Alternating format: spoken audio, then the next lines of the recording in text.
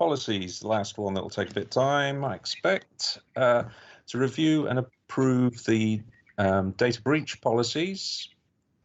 So we'll take that one first. Move we approve. I've seconded that. Has anybody got questions or points on the data breach policy? Okay, then I'll take it straight to the vote. All those in favour? Yep, nobody's against that. Right. Okay.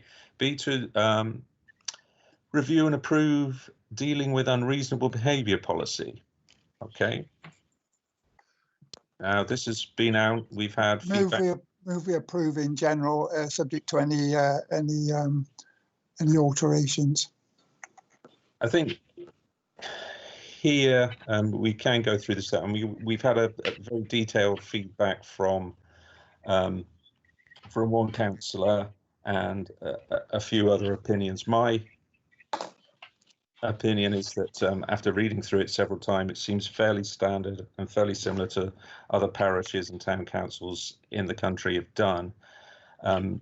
So I would second what Bob is saying and approve them. But I think if councillors have specific areas they may want to adjust at all, there is time for an amendment to go in between now and full council. And I think Councillor Hoare has an input here.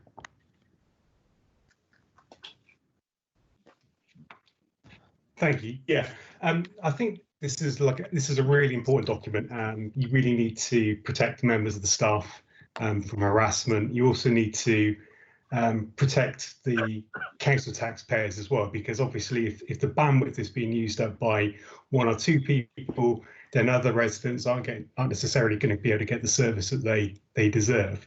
But the main thing that I would really like to see is that it's stressed from the outset that should somebody be subjected to any of these things, that they do have a right to appeal, that the process is clearly laid out, and ideally, Lance, I'm not sure if you know the answer to this. Ideally, the appeal process should be to a third party.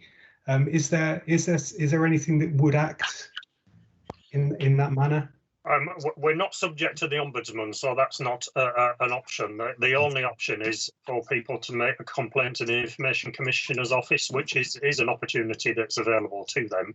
Yeah. The Information Commissioner's Office would be the final body that would rule on the implementation of this policy and whether it was considered reasonable to have done so or not.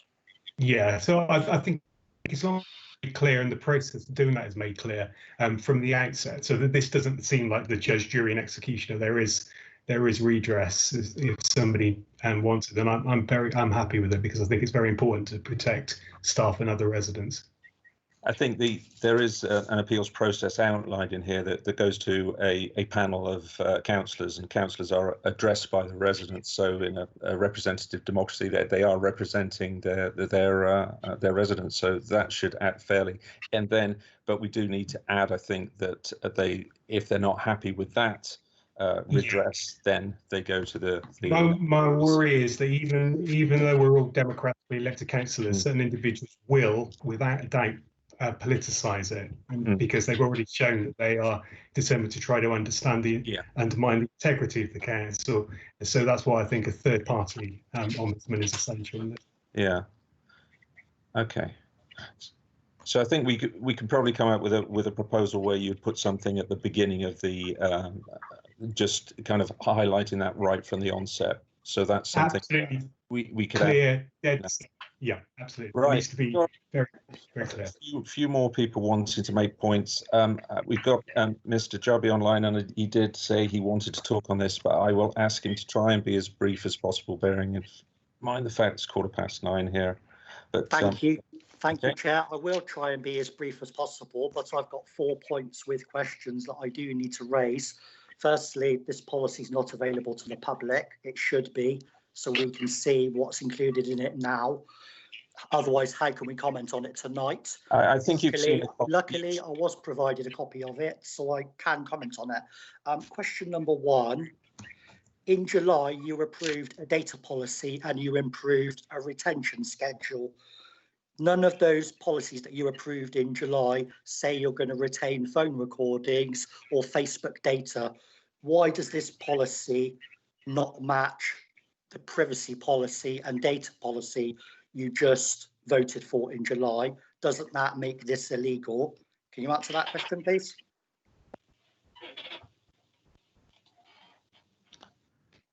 I'm not sure specifically what Mr. Jubby is referring to in this policy being contrary to existing policy. In July, well, in your privacy notice, it does not mention that you got a legal permission to record people's Facebook data.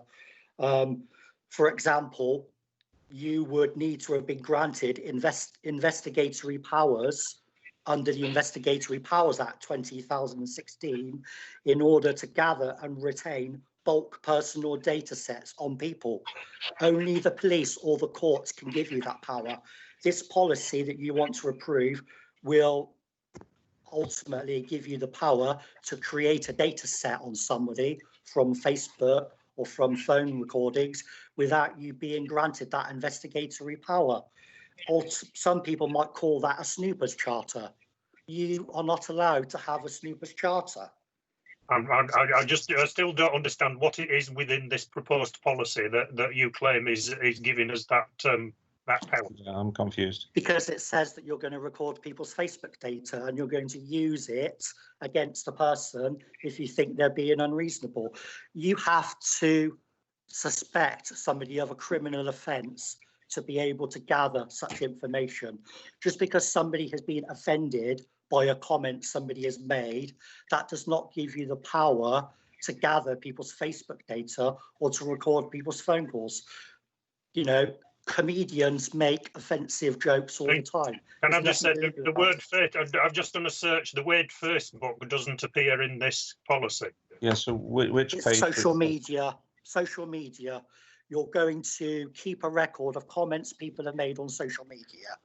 That's what it says. That means all social media, Facebook, Instagram, WhatsApp, whatever. You specifically mention social media. You're going to be snooping on any comments people have made. I've even had an email from a member of your staff saying she's concerned about comments made by people on social media. So you're already snooping and recording what people are saying without having investigatory powers to do that. Have you provided a copy of this policy to your legal team or to your Audit West data protection officer to see are any of those things legal? This policy has been developed as a result of advice from our data protection officer. But have they reviewed the policy prior to? They've pointed us in the direction of this policy as a suitable policy to be adopted by the council. Okay, I'm just concerned that you could be opening yourself up to legal challenges as a council if you're not complying with certain things.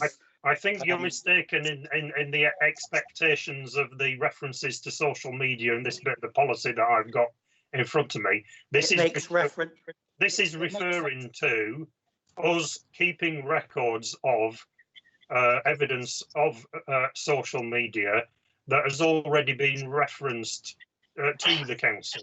It's not about us going searching for the evidence that has not already been referenced to the council. Are you allowed to process people's data from their private, personal Facebook accounts? If it's referring to, if it's data that refers to the council and makes allegations about the council, yes. Yeah, but if they're founded in truth, there's no unreasonable behaviour. That's my point that I'm making. I mean, councillors make rude comments to people all the time. There are many examples already of things that are unfounded in truth. I also want to know, you're supposed to carry out a data protection impact assessment anytime you're thinking about gathering such data on people. You need to evidence, have you looked at the impact assessment of gathering such data? Have you already carried out data protection impact assessments for doing such surveillance on social media? There's no suggestion in the policy that we're undertaking any gathering. The sense of searching for evidence that's not already available and referenced to the council. There's the last paragraph. There's certainly no suggestion that there's any surveillance taking place. Does the last paragraph not say that you direct staff to templates on your website and you instruct them to fill out these templates for any phone calls that are made, any phone records? Yes, we are keeping a record of communication. Just as you have pointed out to us earlier in the meeting, Mr. Jubby, that the council has in the past failed to keep a record of evidence. What this policy is doing is what you exactly what you requested, which is in future to keep a record of such evidence so that we can provide it in the future. You're confusing laws. That was under Freedom of Information Act. This is under Data Protection. Yeah, so in future, if somebody makes a request under the Freedom of Information Act to provide evidence, we will in future have the evidence because we have got a policy that says we will gather the evidence. Yeah. So if someone makes a subject access request, you'll be able to provide copies of all phone records that you've kept on that person, or will you be keeping that secret to yourselves? Well, no, of course we would, because we'd be abiding by the law as we always do. Yeah. I'm not going to make a comment on that at the moment, other than to say you are aware the Information Commission officer ruled that you had breached someone's data protection, that you had unlawfully recorded them, put them on loudspeaker and monitored their calls. The Information Commission officer was very clear that you were not allowed to do that.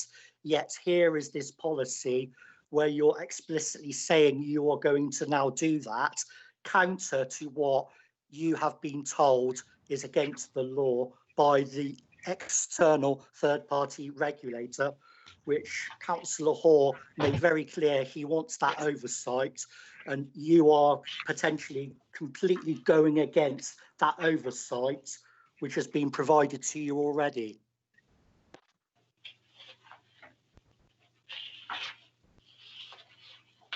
I'm confused. Yeah, I've lost there.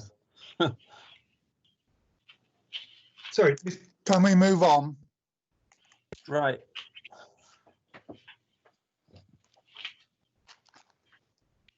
Okay, have you finished with your input, Mr. Jubby? Okay, anybody else? So I've got Peter, Councillor Fuller. Thank you, Mr. Chairman. I must say I'm a little bit concerned about this whole raft of policies, and just want the clerk to confirm really that this is in line with what other local authorities have got in being. And I do note that the Ombudsman does suggest to authorities that they have such a policy. And secondly, the motion before us is shown as being for our approval and not being a recommendation to full council for their approval. So our chairman's comments about it going to full council would only really be going to full council if it's a recommendation to them. Although, of course, anyone could raise a question when it comes to the minutes of this particular committee when they're confirmed in full council. I stand corrected. I hadn't understood that correctly. Policy would normally be adopted fully by Policy and Resources Committee rather than as a recommendation to full council. Yeah. But if the committee wanted, it could make it as a recommendation to full council. And the other point, Lance, about being used by other local authorities, have we altered it very much? This particular policy is one we've adopted, which we were pointed in the direction of, which is from Waltham Forest Borough Council, one of the London boroughs, has been an exemplar policy of its type. And as you will see, the definition that's used in the policy of unreasonable complaint behaviour and unreasonable persistent complaints is the one provided by the Local Government and Social Care Ombudsman, even though the LGSCO doesn't apply to parish and town councils. It is appropriate that we use it because it's what's used by district and borough councils and unitary councils.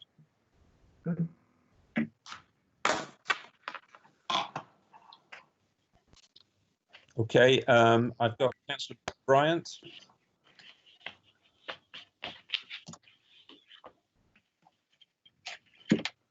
Councillor Bryant. Sorry, I was muting and unmuting, and it was lagging. Yeah. So I muted myself again. Just 2 points that I'd like to make. I think in terms of the document, it's pretty thorough. I'm pleased that the IOC has been consulted here. I've taken some advice myself from a GDPR expert, very knowledgeable GDPR expert this morning. The only thing that I would question, and again, I should have read back through it. Can I just check with Lance first? Is there a time limit that we've put in there on how long we're holding this information? Not in this policy, it's not, no, but those time limits are covered by our data retention policy. That's the comment that was made by this person who gave me the advice. It might be in the other policy. Yeah. Would that be 2 years? I'm not sure. I would have to check what our data retention policy says. It will vary depending upon what data that is. Okay, that reassures me on that point. The other is a more general point. Just to remind councillors or a councillor that we do have a code of conduct, and that I don't particularly view it as very ethical to go to the press on a matter such as this when they've had the opportunity to feed into the document and actually play a part in actually shaping that document. So to go to the press and actually threaten to report the council, I find totally unethical on the part of an elected councillor. We are a council body. We should be working together. We should not be colluding against anything, but we should be working for the best of this town. And I'll leave that there. Thank you, Chair.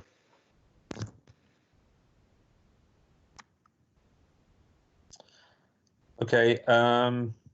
Next, I'd like to make the point that there are several councils that have a similar policy, not identical word for word, but there's Gloucestershire, there's Somerset and Warwickshire who use very, very similar ones. When I did a quick search, that we're not setting a precedent here by a long way. Right, I've got Councillor Piazza. Thank you, Chair. Where do I start? I've spoken to the MP about this document. I've spoken to the deputy leader about this document, and the word that they used is excessive to describe it. It's far too draconian. It's far too much, basically. I completely, it's a mixed bag as well, because I can completely understand banning abusive behaviour, or if a resident is racist to an officer, that's completely acceptable, and that's the right thing to do, to ban that resident. However, certain aspects of it just are entirely subjective. To be offensive is to be subjective. In order to be able to think, you have to risk to be offensive. You exercise your freedom of speech to risk offending people. Again, being rude, that can be entirely subjective. If I was to say, I don't know, if I was to talk about Stuart's hat, I might make a joke about it, but he might find that offensive. Something like that. It's just a really bizarre thing to include in the document, and I just think it's entirely, it can be taken out. And if we approve this, I think it just makes the document too subjective, and it's something that officers could potentially take to not talk to residents. And it also creates this unhealthy atmosphere. The MP made this point. It could potentially create this unhealthy atmosphere which pits residents against officers, and we just don't want that, basically. And I feel like that's moving towards that as well. I don't think there's no legitimate reason for the council also to hold a spreadsheet with residents' names and personal information, which is reminiscent of blacklisting when a resident has not committed a crime. I know Mr. Shelby said that already. Can I finish? So, Yes, yeah. another thing this evening, people keep interrupting everyone. Just let people finish, please. Or but if you're just going to repeat everything that you've put in your detailed analysis. well, I'm not repeating it, and you're interrupting me again. So can I continue, please? Again, there's no reason for officers to. He is the chairman. He is entitled to control the meeting. You're not the chairman, though. So why are you interrupting me? Is there going to be a behaviour policy for councillors? You don't answer my questions when I email you. You don't answer my questions. Yeah. All right, guys. No, let Councillor Piazza finish, but I wish if he can keep it to new information or. Thank you, Mr. Palman. Councillor Palman. I'll try and keep it short. I've had councillors say to me that I was unfit for public office. I've had a councillor call me dense. I've had one call me a liar tonight. Why are we taking the moral high ground here as councillors? I think it shouldn't be like that. Ideally, we're unpaid volunteers. We should be serving our residents, and we're creating some sort of atmosphere where we're in our ivory towers and acting as judges. Again, I don't think councillors should be provided with confidential information about residents as well and be judging them, being able to ban them. Again, that's just not really something that a parish council needs to do, I don't think. I just think this whole document needs to be one thing that should happen, which I think Councillor Fuller said this or hinted at it. I think it needs to be put to full council if all councillors are going to be involved in it. And number two, I just think it needs to be voted down and we can write it up again from scratch, basically. Essentially, there's so many things in it that contradict itself. I just don't think it's well written at all, and it's extremely draconian, but I'll leave it there. Thank you for that input. On one point, you're talking about keeping spreadsheets of data about people. It's something that's standard in all councils. Wiltshire Council have lists of people in such a similar way, and there's not we're not doing anything any different than other councils do. Right, Councillor Hawes. Not for being sorry, just to say, not for being offensive though. I wouldn't say. I mean, not for being offensive. Wiltshire Council probably, I don't think they do. I can check their policy, but I'm pretty sure I didn't see that on there, not for being offensive. All right. Thank you, Chair. I have to admit, I'm glad I wasn't having a drink. I would have spat out across my computer when Councillor Piazza said about pitting the public against council officers. I mean, that's literally your raison d'etre. That's literally what you do all the time, Councillor Piazza. Anyway, the point of this document is to protect staff from harassment, and it's also to protect our residents, to ensure that they have that the bandwidth isn't all taken up by one or two individuals, and that they also have a service that's provided to them.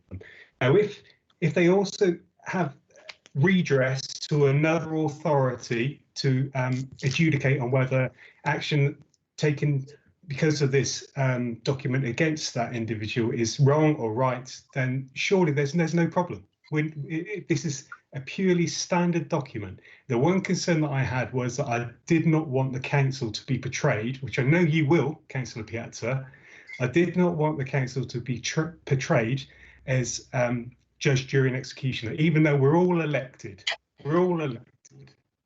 So right. That's why it's essential to be able to refer to another body, which will be at the very start of the document. Right. It would be nice to hear from some of the other councillors who are very quiet at the moment. I've got Councillor Kirk's hand up. Councillor Kirk. Yeah, thank you, Chair. Just very quickly, it just comes to me. Firstly, I would have been happier if this was in a public domain prior to the meeting. I think that doesn't look great on us, to be honest, to start with. The other question is why Trowbridge needs it, and I couldn't find another council in Wiltshire that has it. And I think, going back on Chris's point, that it could look like we're implementing something and going up against the public or whatever, politicised. I think the only way this sort of policy can be brought in is if there's agreement amongst all the parishes. So quite simply, just phone up Simon Fisher in Devizes, see if he agrees with it, Chippenham, Malmesbury, just get them all on board with it. If we have a restrictive policy in place otherwise, it does just look like we've got some sort of protectionism coming in. And then I think we have to bring it in context with our history to date. So, you know, we have breached data protection. There's no two ways about it. We didn't follow planning procedure when we demolished the toilets. We have got the most, you know, borrowing of any parish council Wait a minute, in the country. I just think it would be useful if, you know, so that we can't be accused of doing that. Quite happy if other councils in Wiltshire adopt this policy, but until another council in Wiltshire does it, us imposing, I didn't want to use the word draconian, but us imposing a restrictive policy, I get all the protection stuff, love it, and the other councils will love it. But if they're not doing it, I think to be the only council in Wiltshire doing it doesn't put us in great standing. And yeah, I'm not really happy with that. But no. Okay, thank you. I take that point, but there's a lot of things that we've been trailblazers within Wiltshire in terms of adapting and taking on more responsible for Wiltshire Council and becoming a larger town council. So I really do think that, you know, saying let's wait until everybody else has done something before we're interested, and it doesn't really work. But I think no, Stuart, I didn't say Stuart. I said it's quite easy just to look. We didn't publicise this document for a start. That should have been done. That concerns me. I'm not actually as bothered about the content of it as long as the other councils adopt it.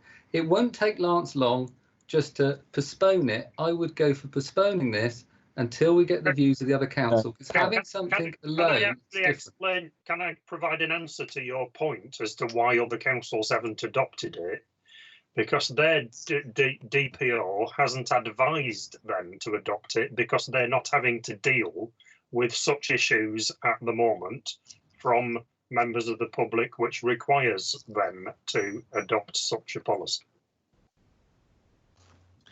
I'm still a little confused. I mean, to me, the people in the information centre and so on, having to put up with somebody being offensive is something that they should not need to do, and being protected from that, I can see as being a positive. I really don't quite understand the negative. You know, what is it on this policy that people, you know, seriously think it could happen as a really negative thing? I just see it as a general upside for everybody involved. Sorry, can I come back, yeah. Chair? Is that all right?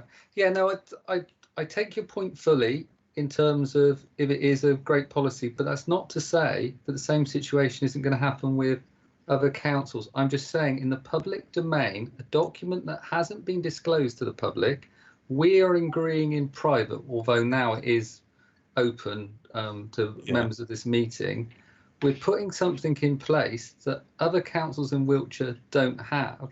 And I think it should be brought forward so that more councils are doing the same, or we don't do it. I think the risk is that going out alone and restricting the public, it's just a risky game. I'm not in favour of it. If you're in favour of the document, then why don't you explain that to your residents? The only reason residents are going to be that last bit you said. Why don't you explain that? If you're in favour of the document, why don't you explain that to your residents? The only reason residents are going to think that there's any issue with this, the fact that we're protecting staff and residents through this document, is if councillors portray it as some kind of draconian. So if you're in favour of it, sell it to the residents. No. Sorry, misunderstanding. I said if it's adopted by all councils. I mean, it's not. You know. You said you've not got a problem with the document. Okay. No, I have got some odd issues with the document, but I'm just saying. Yeah. If we've got a policy, we're putting. My point really is, Chris, is with our situation, the fact we have had some data breaches, we have actually not followed procedure on a number of things. I mean, like that park storage unit not advertising the loan to the public. There are a number of issues where we haven't been fully compliant. And I think for us to introduce a policy like that, our current status, is a dangerous thing to do.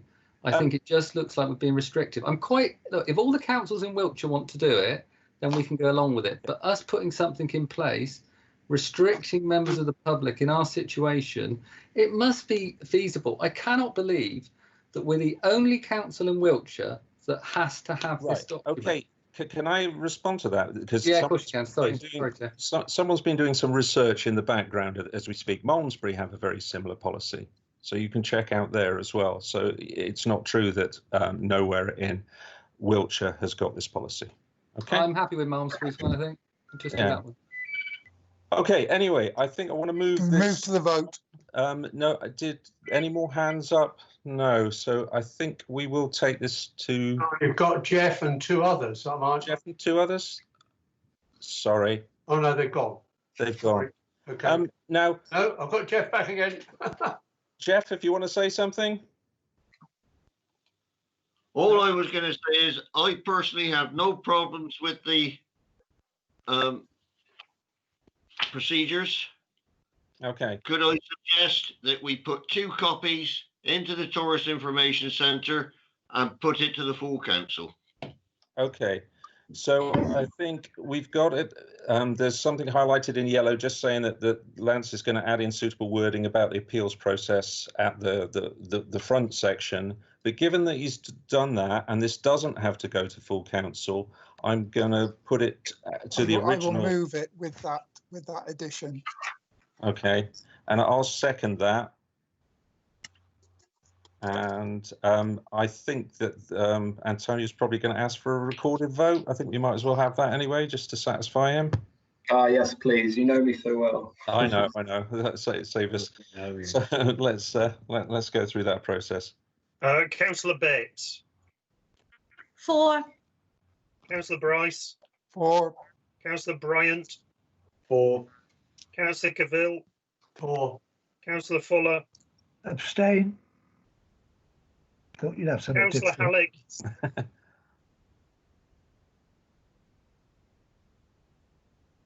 Councillor Halleck. Abstain. Councillor Hoare. We didn't hear you. Councillor Parman. 4. And Councillor Whiffin. Thank you.